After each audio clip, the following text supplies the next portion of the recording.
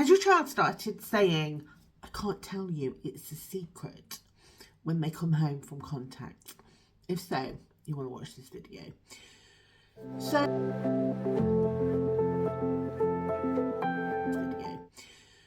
So before I go deep into why secrets is an important part of a coercive control of the child behavioural pattern, I want to talk about safe secrets, because as an example, with my nephew the other day, my mum had bought a present for his sister and he saw it, and she said to him, please keep it a secret and don't tell anyone that you've seen it. Now that's a safe secret because it's about a present that you don't want the other person to know about. What I'm talking about with secrets is when your child comes back and says something like, is it okay for, and then something that just doesn't feel right. So is it okay? So for example, they come home and say, what does maintenance mean?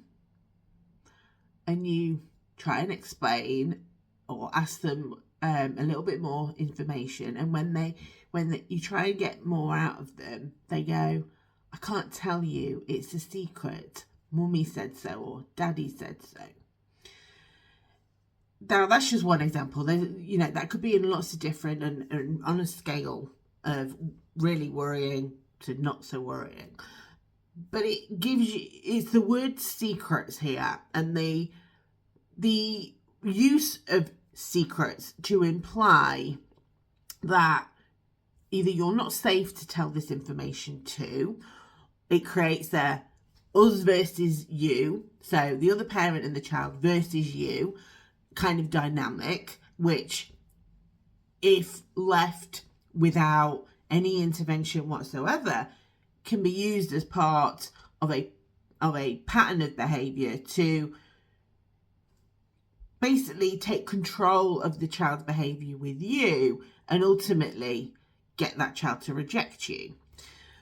And secrets for children, they might seem exciting. It might feel good because this person trusts you, this person that you love trusts you with this information, and you're not going to tell anyone. And it's that feeling you're in a club. In terms of attachment, one of the key parts of attachment is a sense of belonging.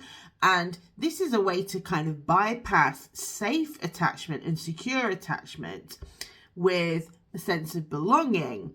But actually what it's doing is it's pushing out the safer attachment options to keep them closer to the person who isn't safe. And you see that a lot in grooming. You see that a lot in, sexual abuse disclosures where it's our little secret.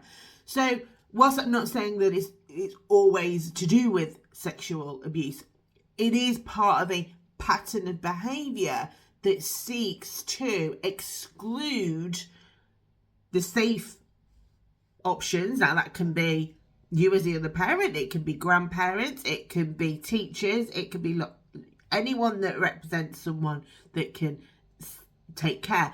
And it's also under the coercive control sort of criteria. It's isolation. It is isolating that child.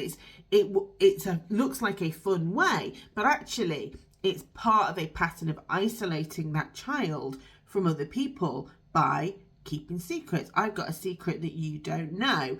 Whilst it feels like I'm special, actually what it also does is it isolates you from that person because you've got information they haven't, and you've been told you can't share that with them, so you can't talk about that thing with them. And that's why secrets and your child telling you that they're being told to keep secrets is such a big concern. Now I will caveat that with, it's not always on its own going to be seen as being a safeguarding concern. So you'd have to present it as part of the larger pattern. And as I go through these behaviours in more detail, we're going to look at what all those behaviours are, and then eventually sort of how do we put all this together into that pattern that shows the emotional and psychological abuse that the child or children are experiencing. And actually, I just reminded myself there that secrets can also be used to separate siblings. So particularly narcissistic parents love it when there are triangles within, so it can be them and the child, and it's an alignment, it's a coalition between those two, and then you're on the outside, so that's the triangle, you're on the outside of that. And so they will do that with the children as well. So say there's two children and the parent, they might tell one child something but not the other, so it excludes one of the children. Now that can serve the purpose of that child working extra hard for that parent's attention and affection so that they can get in and feel like they belong, or it can make that child just feel totally scapegoated. And again, it will depend on the larger pattern. Often it's both of these things, what they would have pitched children against one another. And secrets can be a really powerful way of doing that. It's also when you're doing it to children, if you're excluding them and telling the other child something but not allowing that child to know, it massively impacts their sense of belonging and therefore their sense of safety, their sense of self-worth, because they don't feel like they're good enough to be in on this secret, whatever that secret might be. And so I think it's one of the often missed, or at least noted, but not really, people don't really know what to do with it. They don't know how to talk about it. They don't know how to show what the risk is, because it's not about you not knowing something, because that can be sometimes the way it's presented by parents is, my child's being asked to keep things from me. What actually it's about, what does that impact have on that child?